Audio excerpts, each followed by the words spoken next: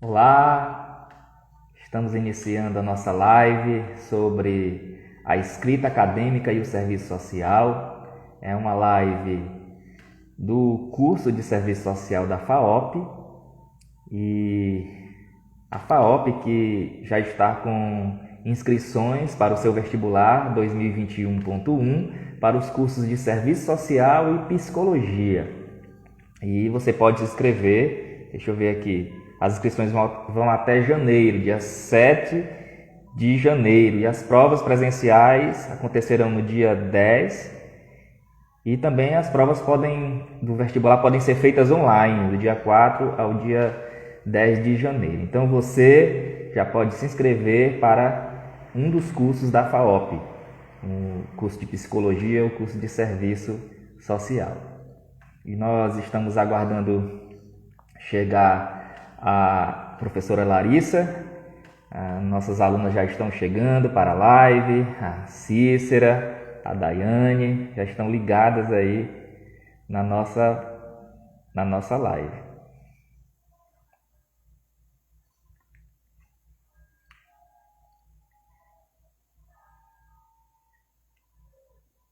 Sempre é bom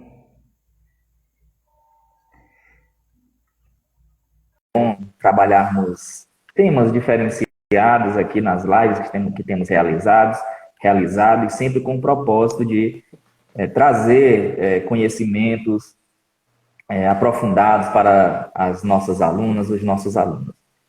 Boa noite, Larissa. Boa noite, professor Willan. Agradecer o convite e dizer que é um prazer em revê-lo depois de tantos anos, né? Porque já são 7 anos de conclusão do curso de serviço social e desse tempo para cá eu nunca mais tinha lhe visto, né? Com exceção, se eu não me engano, de Belém do Pará. Sim, na pós-graduação que eu estava fazendo lá, a gente se encontrou num congresso que você foi, né? Então, Isso, vamos era um dizer congresso que sobre meio ambiente. seriam 6 anos, então, né? Sem se ver. É verdade. E é ótimo rever você e saber que você está bem, que você, inclusive, está trabalhando na área, é assistente social em uma escola, não é isso? Fala um pouquinho para a gente, para quem está nos assistindo, um pouco da sua trajetória profissional, o que, que você tem feito, o que, que você tem realizado, sua trajetória profissional e acadêmica também. Ok. Tem 6 pessoas assistindo. Se você quiser dar um tempo para entrarem mais pessoas e eu só então começar. A gente pode começar você falando um pouco A sobre como você tem trajetória. atuado atualmente, né? E depois, à medida que o pessoal for entrando, a gente vai entrando nos temas da live sobre a escrita acadêmica, que é um assunto tão difícil, né? Assim, para os nossos alunos, porque tem que se adaptar às normas da ABNT, a fazer certo tipo de trabalho, e por fim a monografia. Então você podia começar falando já, desde já, sobre o que você tem feito, o que você Pronto. tem realizado. Então, quem está chegando agora, eu sou Larissa Ribeiro, trabalho em uma escola de tempo integral no interior do Ceará, né, em Aracati. E essa escola é a primeira escola de pública, da rede pública, que dispõe de um profissional assistente social, né?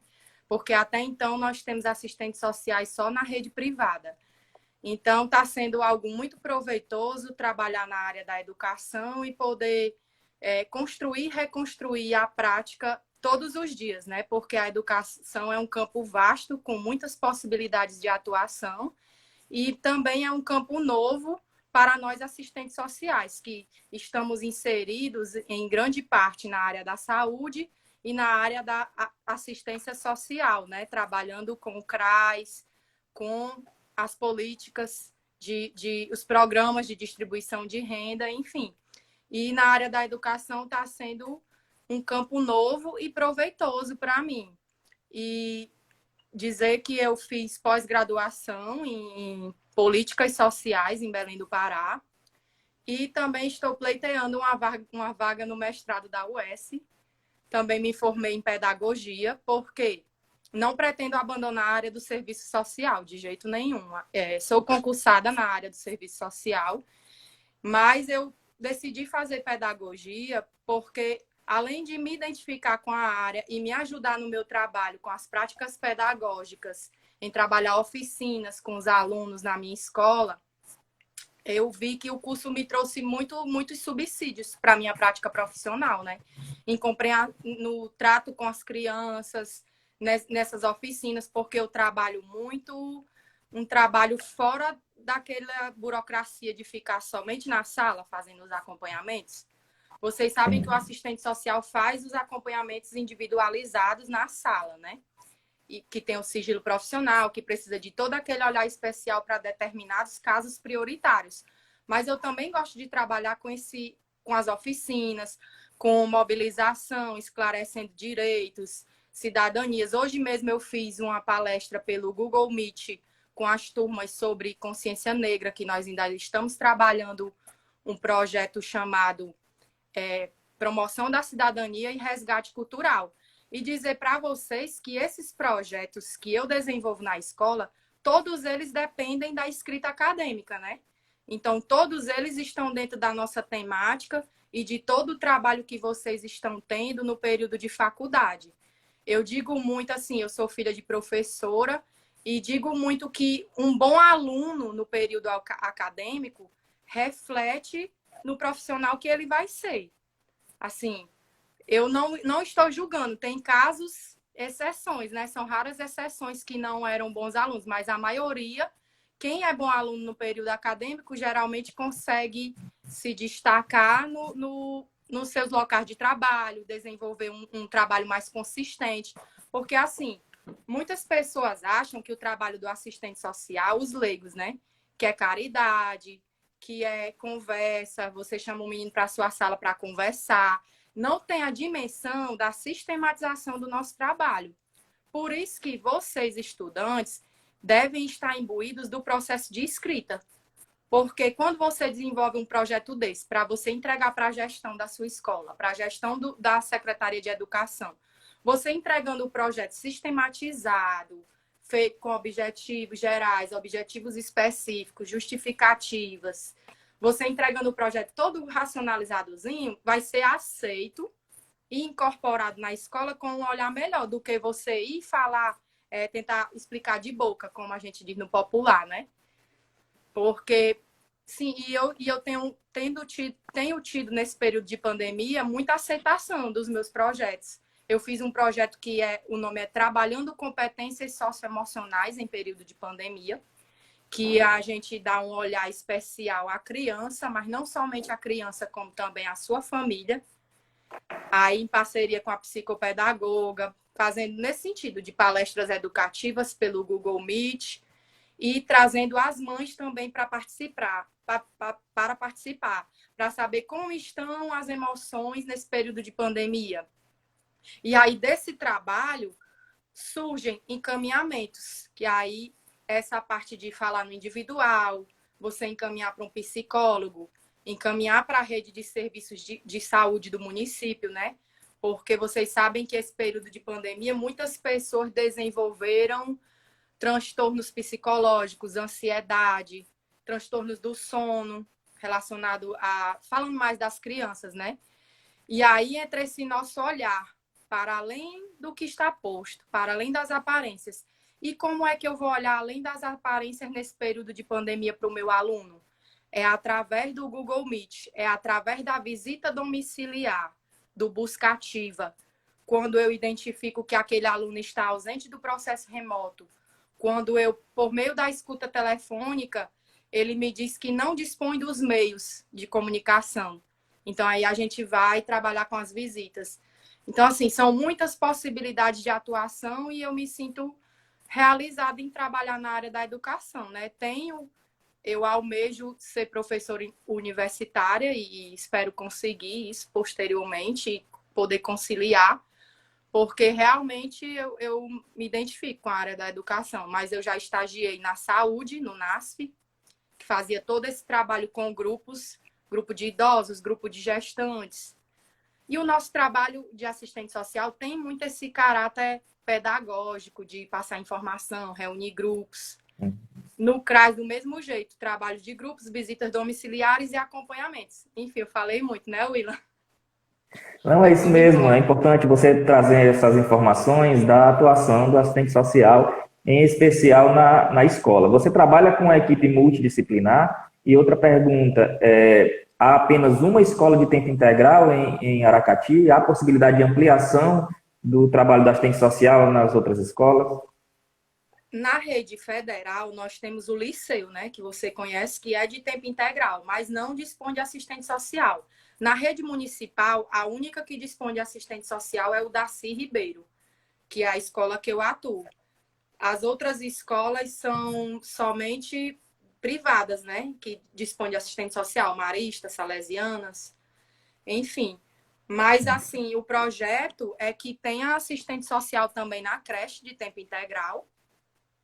E acho que com a lei, que a lei está procurando, foi implementada, mas teve a questão da votação do Fundeb, né? Você sabe, os gastos com a pandemia, e está todo esse impasse jurídico e político para tentar implementar em que todas as escolas tenham um assistente social e um psicólogo. O nosso Conselho de Serviço Social se uniu ao Conselho de Psicologia em prol dessa causa. E eu espero que tão cedo, tão logo seja implementada essa lei que possa consolidar o trabalho da gente, ser mais difundido. Eu fiz algumas lives falando sobre o trabalho do assistente social na área da educação e muitos alunos têm curiosidade, porque a gente só consegue ver a dimensão de CRAS, né? O próprio nome da secretaria e da política é assistência social, né? Porque a assistência social é a política. O serviço social é a área. E nós somos bacharéis em serviços sociais. Profissionais de nível superior. Tem gente que pensa que não é nível superior, né? E que não são 4 anos.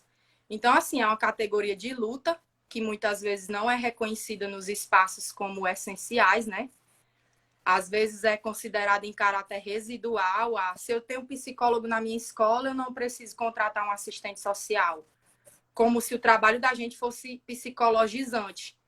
Os nossos autores do serviço social sempre falam isso, que o trabalho da gente nem é manualesco, não tem que seguir manuais, a gente tem que seguir o nosso código de ética e o nosso projeto ético-político, que eu vou falar mais adiante, quando eu estiver falando dos trabalhos em si, que devem estar alinhados com o nosso projeto ético-político. E o nosso fazer profissional devem estar alinhados também, mas não tem uma forma de manual. Não é um trabalho assim que eu tenho que seguir, até porque a gente trabalha com sujeitos e com expressões da questão social. E as expressões das questões sociais, elas são mutáveis, entendeu? Pode ter um problema que surge na família de uma pessoa e eu tenho que ter respostas rápidas e eficazes para poder, pelo menos, minimizar o problema, né? Que às vezes a gente não consegue solucionar, mas minimizar, dar acolhimento, conforto. E aí que entra para vocês, alunos, o reforço da importância da teoria. Eu trouxe um monte de livro aqui para indicação de leitura, porque eu gosto. Assim, quando a gente está na faculdade, muitos trabalham, têm suas famílias, estão cansados. Eu tive a sorte de ter uma família que me desse suporte e que eu vivia assim só para estudar. Eu não trabalhava e estudava. Eu vivi essa realidade de trabalhar e estudar quando eu fiz a pós-graduação e quando eu me preparava para o meu concurso, né? Que eu trabalhava e estudava. Mas assim, vivia só para as leituras. É cansativo? Ler José Paulo Neto, por exemplo, né? Que é o terror das assistentes sociais, mas é um livro que me ajudou tanto na escolha do meu projeto de trabalho, em conhecer a origem do serviço social, conhecer todo o processo de lutas, que é esse ditadura e serviço social. Muita gente não compreende a leitura densa de José Paulo Neto. Mas, assim, eu aconselho que vocês tentem e, depois de graduados, leiam de novo.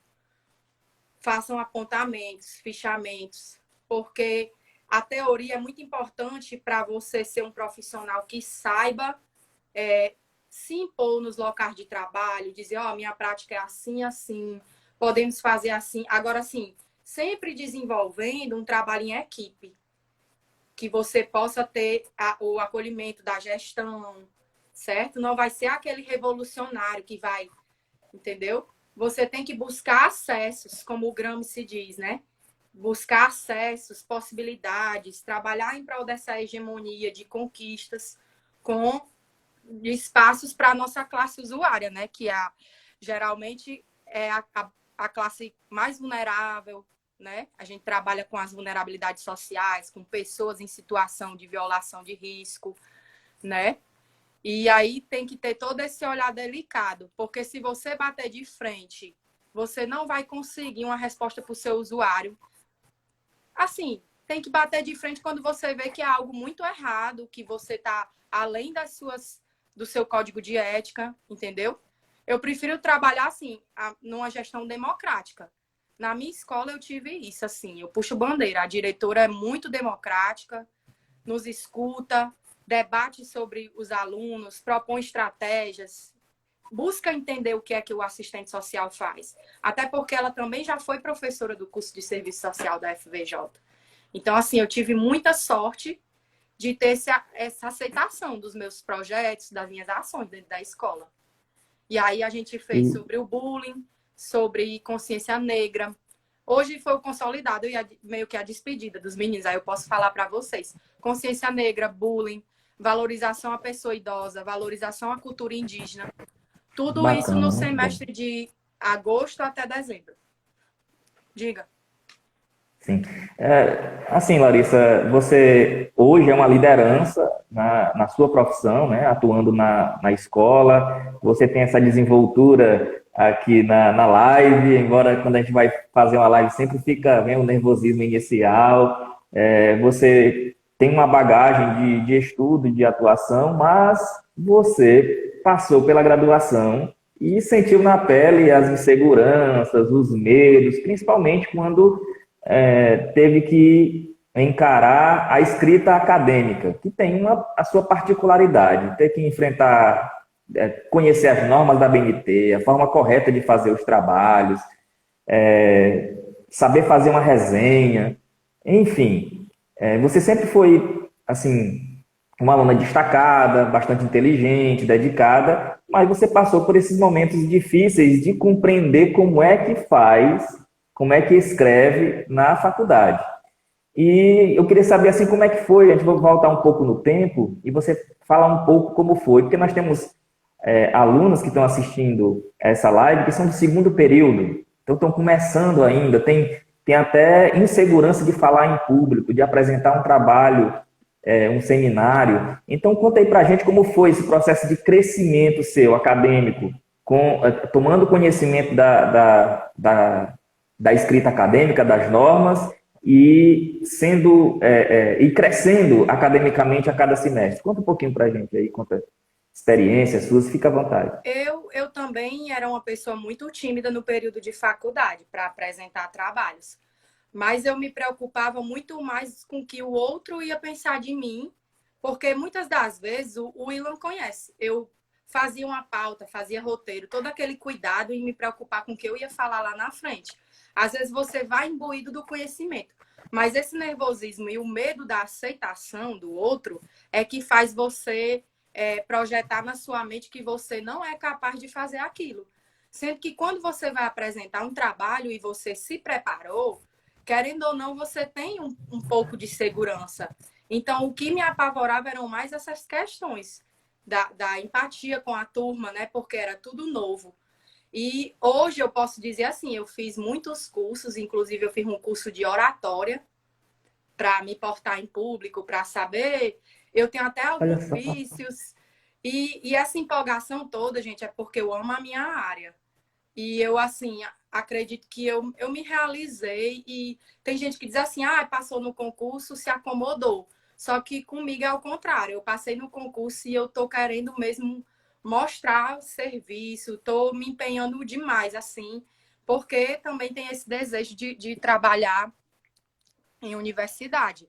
Mas, assim, eu gosto de ler, como eu sou filha de professora de português e literatura, então já era algo natural a questão da leitura. Mas, assim, as leituras são densas. Eu ficava apavorada. A monografia, eu digo que foi como um filho. Lembra que eu dizia isso? Porque eu comecei a pensar bem antes do que as minhas colegas, entendeu? Por esse meu espírito inquieto. Então, era para começar no segundo semestre, eu comecei a pensar já em maio, já fui falando logo com o Ilan, que eu tinha pretensão de escolhê-lo, porque eu me identifico com a disciplina dele e com ele, teoria sociológica, ele foi meu professor de teoria sociológica, e eu tenho muita afinidade com filosofia. Eu acho que se eu não tivesse feito serviço social, eu teria feito filosofia e tal. Assim, é Graças a Deus tu fez difícil, serviço social, muito bom.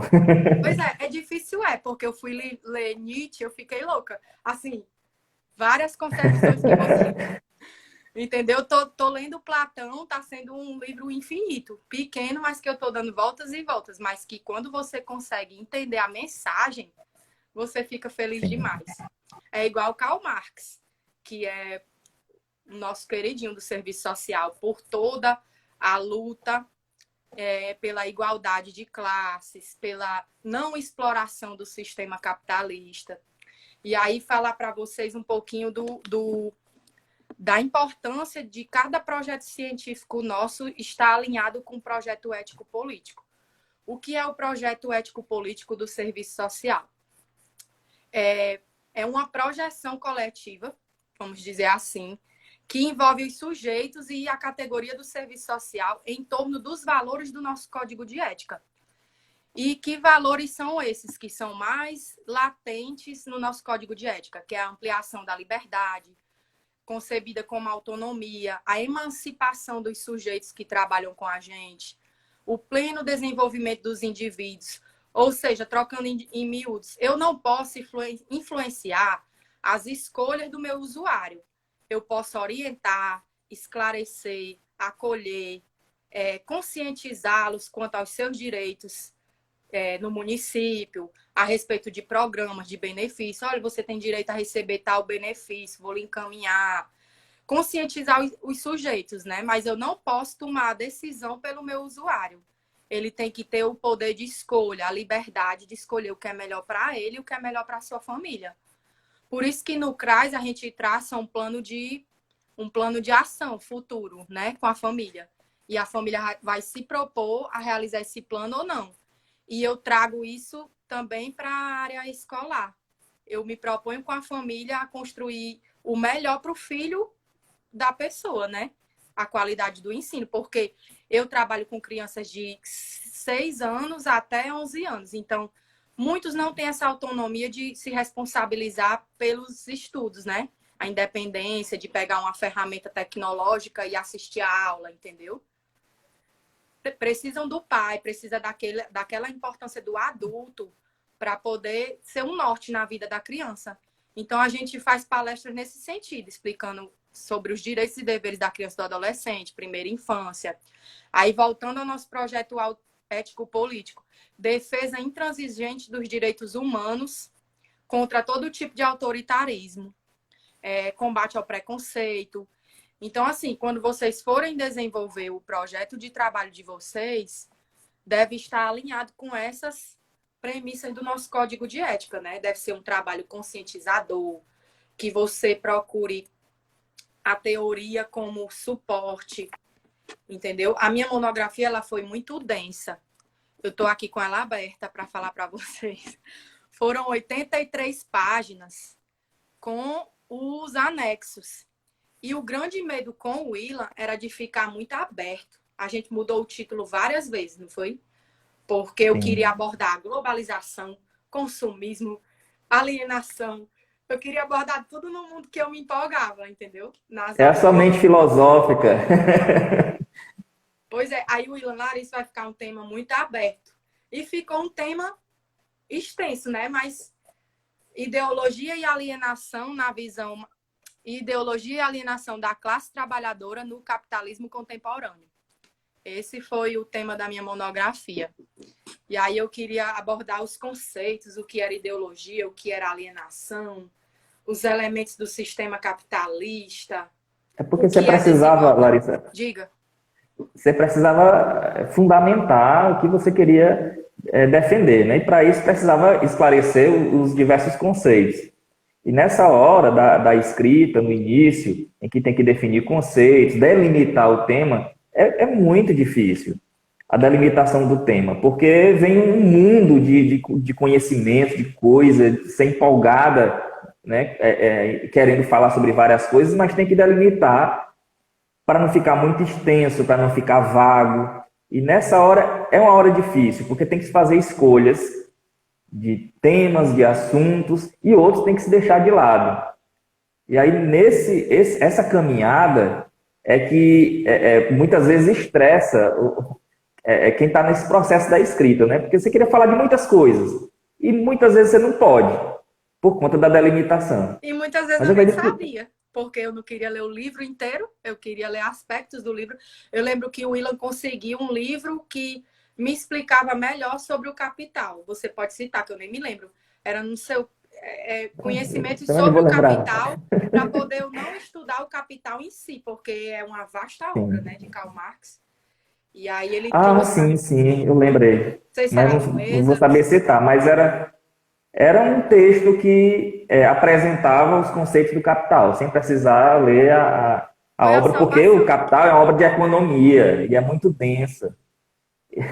E então, um texto que explique melhor facilita muito para o estudante, né? Então, nesse processo de escrita também vale muito a contribuição do orientador para direcionar os textos melhores para aquela circunstância, para aquela pesquisa em específico, né? Pois é, e a minha orientação foi formidável, assim, o Willan bem flexível. Eu não tinha essa maturidade teórica, eu às vezes ia ler, lia umas 70 vezes o mesmo parágrafo e não conseguia ter a compreensão, porque eu digo para vocês que conhecimento é cumulativo, né? Ninguém nasce pronto. E quando você se acostuma com esse tipo de leitura sociológica, filosófica e das áreas do serviço social, você vai pegando afinidade até com os termos técnicos. E quando você vai dizendo no senso comum, você vai cru, né, na faculdade ler, você se assusta. Então, esse livro que ele indicou foi a minha salvação. Mas, mesmo assim, eu ainda li alguns capítulos do Capital. E aí, o meu trabalho foi de 83 páginas, porque era monografia. Hoje em dia, as faculdades colocam a possibilidade de você fazer um artigo, né, na conclusão de curso. E foi 83 com os anexos. Aí tem gente que pensa assim, ah, moleza, porque tu vai fazer um trabalho bibliográfico, tu não vai fazer um trabalho de campo. Só que não é moleza, porque justamente o trabalho de campo, ele também precisa ser fundamentado na teoria. Você, às vezes, vai escolher um trabalho de campo achando que você vai fazer só aquela pesquisa qualitativa, quantitativa, tabulação de dados, mas não. Você precisa do embasamento teórico que levou você a escolher aquele tema. E eu passei por isso agora na graduação de pedagogia, que eu fiz um trabalho de campo voltado para a inclusão social de crianças na educação regular, né? E fiz o trabalho de campo na própria escola que eu atuo. Entendeu? E aí tive que procurar todo aquele arcabouço teórico sobre inclusão social, né? Sobre... que é um tema que eu trabalhei também em parceria com uma amiga lá na faculdade, na época da faculdade de inclusão social, então já era um tema que eu também tinha afinidade de trabalhar, e com a graduação de pedagogia deu certo. E foi esse trabalho da inclusão que eu inscrevi no mestrado. Vamos ver. Larissa, nós estamos falando sobre escrita acadêmica, e para ter uma boa escrita é necessário ter boas leituras. Quanto mais boas leituras você tem, melhor você vai desenvolver o seu pensamento na escrita. E eu costumo dizer para as minhas alunas que tem assuntos, temas, conceitos que só vão cair a ficha, assim, a compreensão só vai chegar depois de algum tempo.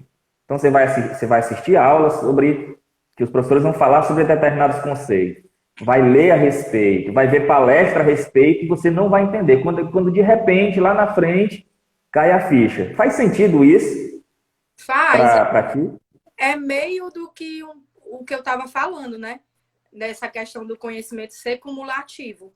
E tinha gente que achava o Ilan chato, que achava a aula cansativa, porque filosofia, Ah, eu digo, era? mas aí eu criei uma afinidade porque eu me interessava por esses temas, temas políticos, temas de desigualdade, assim. Eu sempre tive essa veia mais assim intelectual do trabalho da gente. E eu acho que faz total sentido. Eu tenho indicações de leituras aqui. Esse livro aqui é de um tio meu, ó, Capitalismo Contemporâneo, Olhares Multidisciplinares. Ele é sociólogo também da US e ele tem vários capítulos sobre um estudo que um assistente social fez, entendeu? E fala do nosso sistema capitalista, de compreender, e é um livro novo que traz aspectos novos, termos novos, entendeu? Essa questão do desemprego que a gente está enfrentando, das pessoas intelectuais com várias faculdades e várias formações estarem enfrentando o desemprego, que é uma nova modalidade de exército social de reserva, né? Que é a mão de obra qualificada que está ficando sem emprego. Eu achei fantástico. Cada capítulo é um trabalho de multidisciplinar, né? Psicólogo, assistente social, sociólogo, vários teóricos que ele reuniu sobre esse assunto. Cita Giddens, eu só me lembro de Willa. Giddens, era a cara dele, sobre globalização. É porque Giddens tem um excelente manual de sociologia e a nossa disciplina era de teoria sociológica, e aí eu achei por bem trabalhar com o Giddens para introduzir os temas e os conceitos da sociologia. Realmente, teoria pode se tornar algo chato, porque precisa de um pouco de abstração, ampliar mais a visão de mundo. É muito bom a gente lidar com questões mais práticas, mas quando se trata de teoria, tem que abstrair e não é fácil. Alguns conceitos precisam realmente de um estudo maior, às vezes duas, três, às vezes até quatro leituras. Como é o caso da Yamamoto, né, e do Zé Paulo Neto, que tem esse viés também, é bem teórico, conceitual, que é onde muitos alunos sentem dificuldade de compreender. Eu achei formidável a indicação de leitura, A Origem das Famílias, de Karl Marx e Engels. Eu acho que vocês encontram um PDF reduzido. É fantástico sobre a questão dos casamentos, que tudo é comercial, das relações que a gente tem hoje. E aí fica como dica de leitura para vocês. E faz total sentido quando você consegue abstrair e entender, assim. Não é um processo fácil. Eu posso falar dos outros capítulos da minha monografia, Willan, ou você quer fazer alguma colocação? Pode falar. Sim. Porque, assim, eu queria dizer para vocês que foi como um filho. Foi um trabalho de 6, 7 meses, no qual eu pensei na proposta de chamar o Willan e no que eu queria trabalhar. O Willan explicou Bauman, aí tinha um outro professor que também explicou outros autores, vendeu até um livro, Pedrinho Guareschi, vendeu um livro de sociologia, foi uma pessoa vender, né? Acho que é até daí do Rio Grande do Norte, salvo engano. E esse livro facilitou e ampliou muito essa questão da minha visão de mundo, né? De ver além das aparências, além do que o sistema coloca para a gente. E aí eu disse, não, eu quero trabalhar sobre isso. Apesar de dar trabalho, desenvolvedores, você perder sua vida social, né? De sair, porque nesse processo de monografia, você abre mão da vida social, de sair, porque você só pensa nisso, você se torna aquela pessoa chata que só fala sobre isso, entendeu? E é isso aí, você quer falar com o seu professor todo o tempo para ver se tá bom, mandar para ele.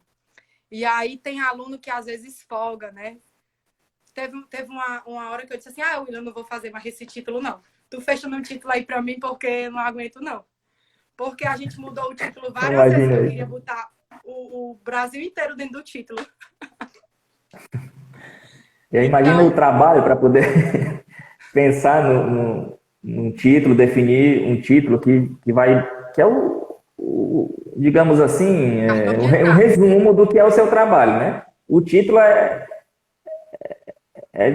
fala sobre o que é realmente seu trabalho. Você coloca um título muito grande e às vezes não dá conta do que o seu trabalho é. Ou um título muito também simplório também não vai dar conta, né? Então, até chegar. E o título é importante porque o título diz sobre o que é o seu trabalho.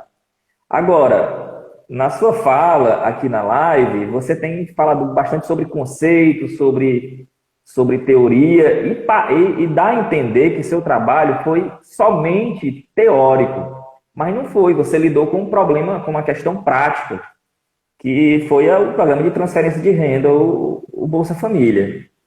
Muito Eu queria que bem. você falasse um pouco desse link da teoria do sistema, explicando o sistema capitalista com o Bolsa Família. Muito bem. É só dizer assim, porque é complexo. Aí eu dividi em 3 capítulos, né? O primeiro foi Ideologia e Alienação na Visão Marxista, Avanço do Capitalismo, Globalização e Consumo. Aí o E aí era segundo fundamentação, capítulo, né? É o capítulo de fundamentação teórica. justamente, que aí a gente trabalhou Bauman, Karl Marx, Engels, Giddens em Globalização, Milton Santos, vários teóricos que Muito eu bom. adorava trabalhar. E, assim, voltando sobre o título, é porque a pessoa é complexa, né? A pessoa não consegue ser objetiva. E desde a S-Baby, que é como a gente chama quando tá os assistentes sociais estudando, a S-Baby, desde a S-Baby eu já era uma pessoa complexa. Então, para fechar o tema, ficou difícil. Mas aí, como ele falou, a sistematização desse trabalho em uma vivência em locos, né, como os estágios e no dia a dia que a gente vê, foi o programa de transferência de renda, Bolsa Família, e as formas ideológicas para a alienação da classe trabalhadora. E aí o ponto delicado desse capítulo foi em não criticar 100% o Bolsa Família, em olhar esse viés compensatório do próprio do neoliberalismo mesmo, né? Porque quando o neoliberalismo foi implantado na década de 90, precisou-se de modelos compensatórios de distribuição de renda para equiparar a renda da população mais carente com a classe média alta. E aí muitas pessoas saíram da linha de pobreza com o programa Bolsa Família.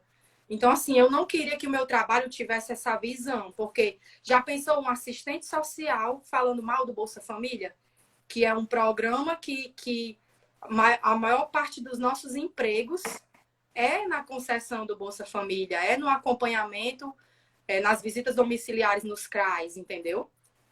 Mas aí, fazer entender através desse capítulo que o Bolsa Família nada mais é do que um modelo compensatório ao neoliberalismo e um direito da classe trabalhadora de ter essa movimentação da renda, né?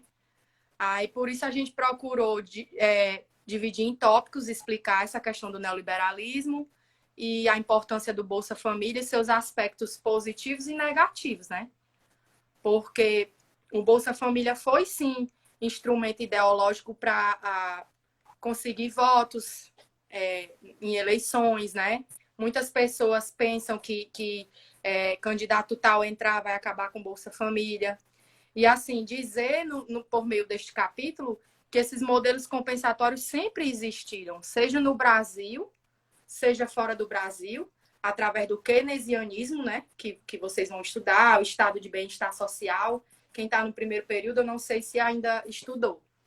Então, assim, essas políticas compensatórias, essa movimentação também que a gente pode citar, do terceiro setor, as ONGs, todos esses aspectos de poder distribuir renda e fazer com que a população carente fique conformada e receba um pouco dessa renda para poder consumir, sempre existiu, né? O Bolsa Família, ele movimenta muito o consumo, porque a pessoa recebe, vai gastar no comércio. Então, tem toda uma lógica dominante, a lógica capitalista. Eu vou dar o dinheiro para poder ele ser um consumidor, para participar do capitalismo, né? E nós não estamos aqui para levantar a bandeira contra o sistema capitalista, nem contra o Bolsa Família. Nós estamos aqui para pessoas pensantes que somos, estarmos cientes de todas essas questões que englobam a nossa categoria profissional e que englobam o sistema capitalista, que é onde a gente vai trabalhar. Sim. Interessante, né, Larissa? Porque há uma condição de dilema, uma condição paradoxal do trabalho do assistente social. Ao mesmo tempo em que o assistente social é crítico da realidade, da sociedade, crítico do sistema capitalista, ao mesmo tempo trabalha inserido no capitalismo. E tem que lidar com situações como essa, um programa de transferência de renda que favorece os mais necessitados, favorece os pobres, e ao mesmo tempo serve como manutenção do sistema de desigualdade. Isso mesmo. Então, assim, o grande medo era o meu trabalho ser visto pela banca examinadora como um trabalho que critica o meu próprio veículo de atuação. Mas aí eu queria colocar esses aspectos mesmo de manutenção do sistema, porque a gente tem que ter o nosso trabalho desenvolvido naqueles aspectos do projeto ético-político que eu falei para vocês. Então, assim, ter uma proposta de trabalho transformadora, conscientizadora, você não desenvolver um trabalho alienante na sua carreira é fundamental. E eu, assim, ter tido essa concepção de tentar trazer no meu trabalho, tentar buscar, eu acho que foi algo positivo, porque mesmo com medo a gente fez. E esse capítulo do Bolsa Família, ele foi o capítulo que eu transformei em artigo para a minha conclusão da minha pós-graduação. Só mudei mais ou menos o título e acrescentei coisas. Então, assim, foi um trabalho denso que rendeu frutos, porque logo após a graduação, eu já entrei no mesmo ano que eu terminei, na pós-graduação, que foi de Políticas Sociais. O programa Bolsa Família é um programa da política de assistência social. E eu pude utilizar esse artigo como conclusão da pós.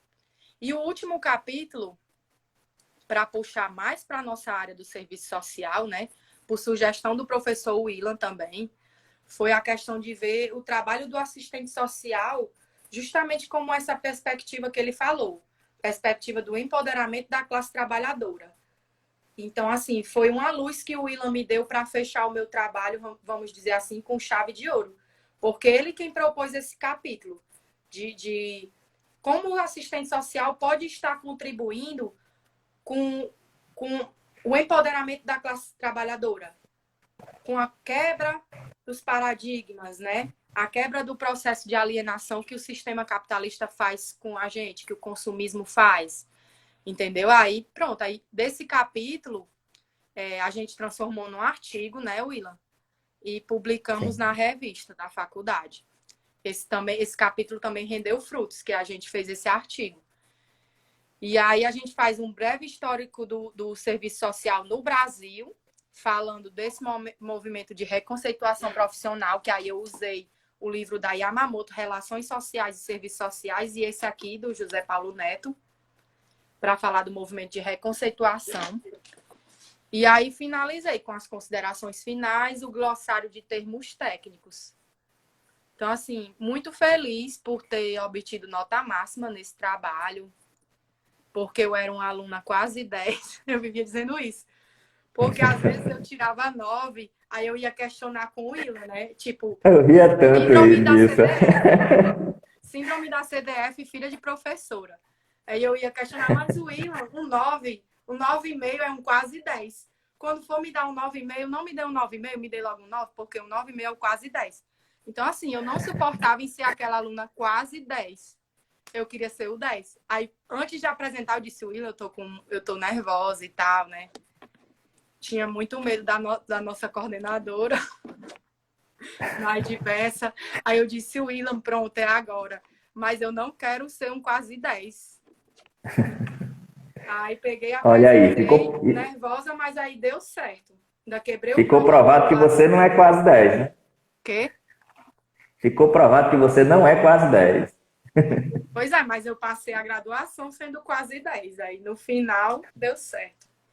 Foi um 10 Larissa, também. você falou, olha, você falou da sua monografia. Eu queria voltar um pouco atrás no tempo, e que você falasse um pouco da importância da escrita acadêmica ao longo dos 4 anos de curso, antes da escrita da monografia. Fazer uma resenha, ser apresentada ao método científico, fazer textos para entregar das disciplinas, o quanto isso contribuiu para que você desenvolvesse uma monografia e chegasse a ter a excelência na monografia, tirar um 10 na monografia. O quanto as resenhas, os trabalhos, as apresentações, o processo de formação sua como assistente social contribuiu para que você fizesse uma monografia com excelência. Pois é, assim, a primeiro momento, no primeiro período, a gente se deparou com os fichamentos, né? Naquelas fichinhas, pegando pontos principais do texto para colocar na fichinha, naquele parâmetro e entregar. Aí tinha bastante dificuldade no início, naquela tipo de folha, a pauta bem pequenininha, minha letra é grande, toda desajeitada. Mas assim, hoje eu digo que uma letra que não é muito bonita não quer dizer o profissional que você vai se tornar. Mas assim, eu procuro caprichar até hoje. Mas assim, era muito difícil. Resumos, e eu sempre gostei, desde a época da escola, de ler grifando. Grifando os pontos importantes, com marca-texto. E isso foi importante. A resenha crítica é algo mais denso, né? Que você vai botar aspectos do texto e aspectos seus também no texto. Aí complica mais o processo de escrita, né? Você escreve um parágrafo e não sai daquele primeiro parágrafo. Mas aí tudo é um processo, né? Diz muito dos livros que você lê, da aula do professor que você assiste, porque tem gente que assiste a aula do professor mexendo no celular, entendeu? Cansado. Eu não estou julgando, mas eu estou dizendo, cansado de um dia de trabalho, mexendo no celular, não anota nada. Eu era aluna que anotava tudo que o professor falava. Quando o professor chegava, às vezes pedia o meu caderno para poder saber onde ele parou. Então, assim, eu era essa pessoa que anotava. Porque até para a realização das provas, o que o professor está falando é importante, porque tem coisa que ele fala, eu anotava muita coisa, eu botava assim do lado, o Willan. Minha amiga começava a rir, eu botava o Willan. Porque tem coisa que ele não passava nem nos slides e nem em texto. Era coisa que ele falava. Que a compreensão dele me ajudava a compreender o texto melhor do que eu lendo o texto sozinha. Aí por isso que eu botava de lado, o Willan. Tipo, o Willan falou isso. Então, assim, para vocês que não pensem que quando vocês se formarem, vocês vão se livrar da escrita, não.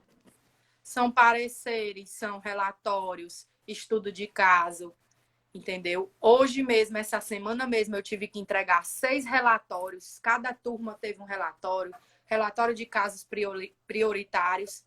E o relatório tem que ser nos parâmetros da escrita acadêmica. Porque esse tipo de relatório não é o que eu vou guardar na pasta do aluno, não. É o relatório das minhas atividades remotas que a gestão vai ler, né? A diretora da escola vai ler. Não é o relatório do sigilo profissional. Então, tem que estar embasado. Tem que estar fundamentado na escrita acadêmica, português correto. E aí, coloquem um corretor. Liguem o corretor do computador de vocês, que às vezes essa função fica desativada no Word, é uma dica. Porque ninguém é obrigado a saber tudo. E citação é importante. Citação, né? Você mostrar que leu determinado. Não plagiar é importante. Porque às vezes a gente pega resenha pronta de livro tal. Tem na internet. Que aluno sabe de tudo. Só que professor sabe mais ainda. Que desenvolver um programa que bota no programa o texto e grifa tudo vermelho e já mostra de onde você plagiou. Entendeu?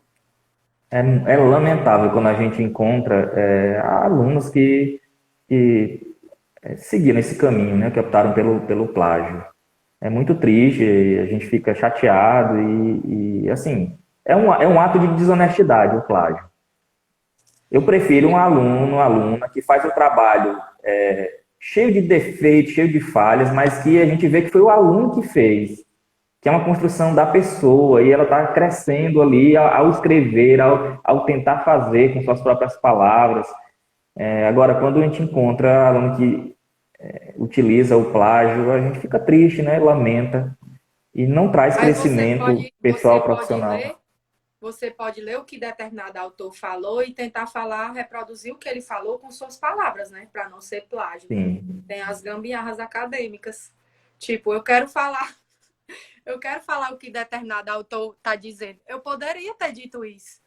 Eu não vou falar tal e qual, mas eu vou falar do meu jeito, o que eu entendi. Ou então eu boto uma citação, aí embaixo eu coloco desse modo, fulano de tal, quis dizer com isso. Porque aí eu boto a minha compreensão do que eu citei em cima. É mais honesto, né, não, Willa? Eu citei a pessoa em sim, cima, boto a minha compreensão embaixo, para dar seguimento ao sim. texto. E Mas enriquece o assim, texto.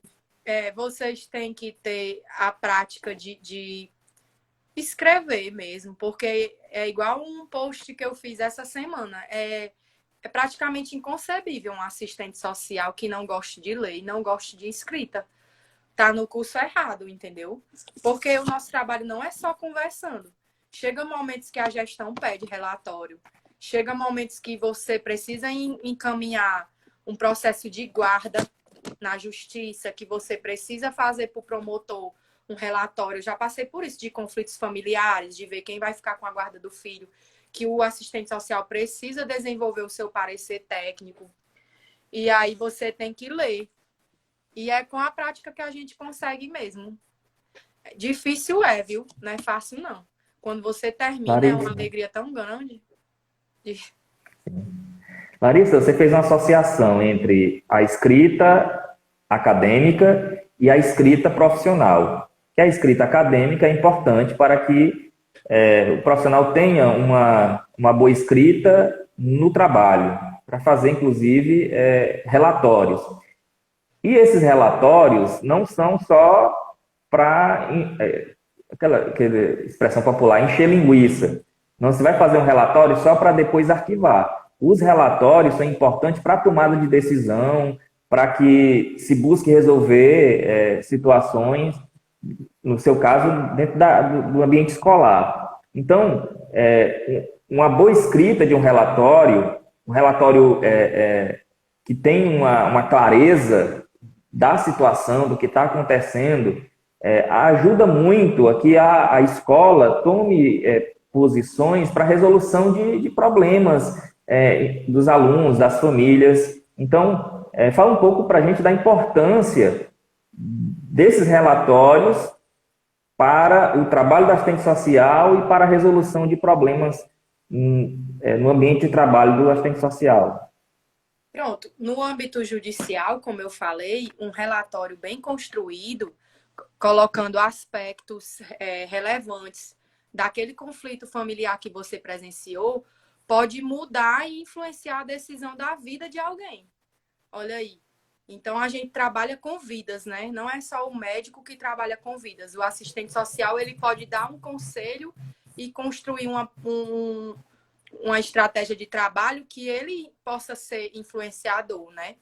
E aí, novamente, deve estar pautado no nosso projeto ético-político, deve estar bem construído. Se você puder citar leis no âmbito judicial, leis do Estatuto da Criança e do Adolescente, né?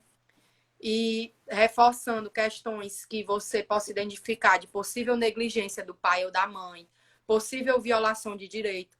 Então, devemos estar atentos e sempre lendo os documentos que regem a nossa profissão. A tipificação nacional dos serviços socioassistenciais. Na escola, tem as diretrizes curriculares, né, nacionais. E você pode estar identificando esses elementos e colocando no seu texto, né? Porque o direito, na escola, por exemplo, o direito básico da criança é estudar. Se esse direito está sendo violado ou negligenciado pelo pai ou a mãe, aí entra o papel do assistente social em conversar com a família e ver o que está acontecendo. E aí essa conversa, que na verdade é a escuta especializada, falando no nosso termo técnico, é o acompanhamento e a escuta especializada. Dessa escuta especializada surge um relatório que poderá ser encaminhado para o Conselho Tutelar, se for o caso de violação de direito, para o CREAS, que é o Centro de Referência Especializado de Assistência Social, que a gente trabalha vários de forma em parceria com a escola. Nesse período de pandemia, eu fiz muitos relatórios. Por quê? Porque muitas famílias não dispõem das ferramentas tecnológicas.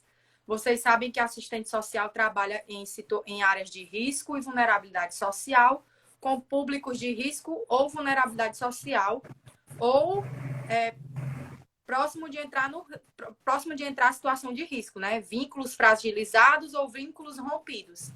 Então, assim, pessoas não dispunham da ferramenta eletrônica, de celular, de internet. E aí precisou-se fazer relatórios, planilhas, especificando a justificativa de cada família para passar para os professores, né? Para o aluno não ser prejudicado no quesito de tirar nota baixa, quesito pedagógico, para poder os professores terem esse olhar humanizado, né? Se a pessoa não tem subsídio nem para a sua alimentação e necessidades básicas, ela vai ter para colocar um crédito no celular para assistir uma aula remota. Aí o que acontece? Através desses relatórios, a gente pensou numa estratégia de contemplar essas famílias que estavam ausentes do ensino remoto. E essa estratégia foi o Busca Ativa, através de atividades impressas que a escola imprimia e eu ia deixar na casa da criança, né?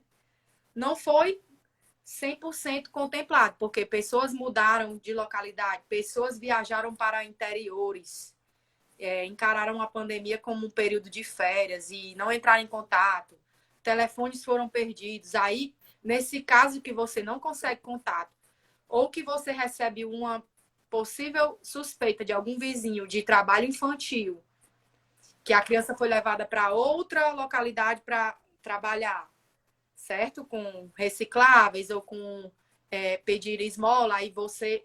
Outro papel importante, você faz um relatório e encaminha a Conselho Tutelar e ao CREAS para poder contactar o Conselho Tutelar da cidade que a família está.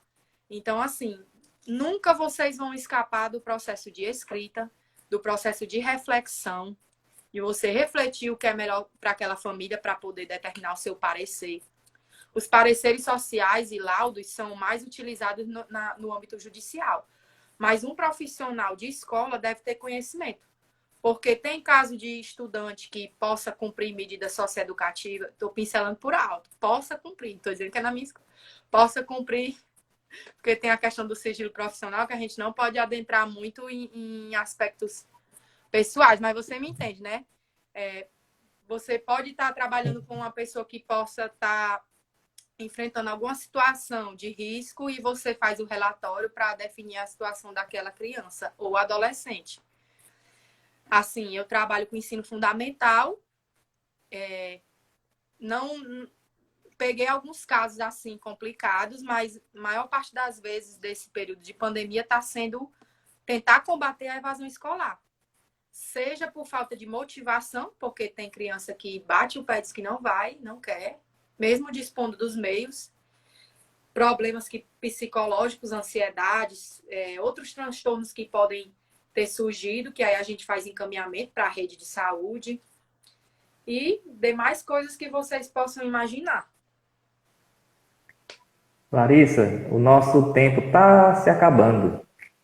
Infelizmente, a conversa está muito boa. Eu queria que você pudesse deixar suas considerações finais e uma mensagem mais direcionada para as alunas da FAOP em relação à escrita acadêmica, dando aí uma palavra de motivação, porque você sabe como é difícil no começo do curso adentrar no meio acadêmico e começar a escrever academicamente.